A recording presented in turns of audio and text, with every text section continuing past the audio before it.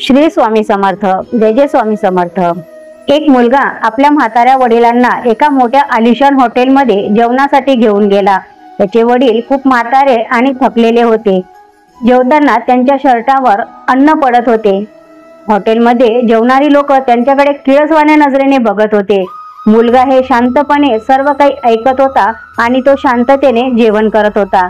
जेवण झाल्यानंतर मुलगा वडिलांना घेऊन वॉशरूम मध्ये घेऊन गेला। त्यांच्या कपड्यावर पडलेले अन्न त्यांनी पाण्याने स्वच्छ साफ केले।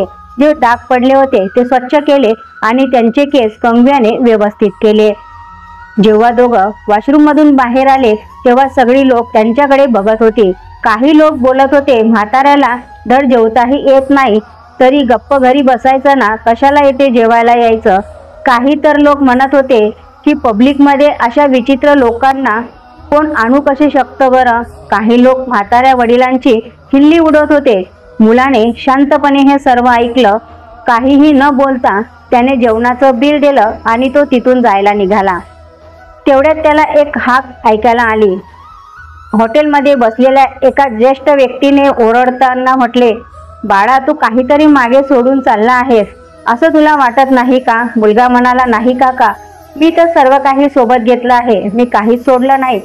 तर तो वृद्ध व्यक्ती म्हणाला, तू सोडून चालला आहेस, या जगातल्या प्रत्येक मुलासाठी एक धडा सोडून चालला आहेस, या जगातल्या प्रत्येक बापासाठी एक धडा तू देऊन चालला आहेस।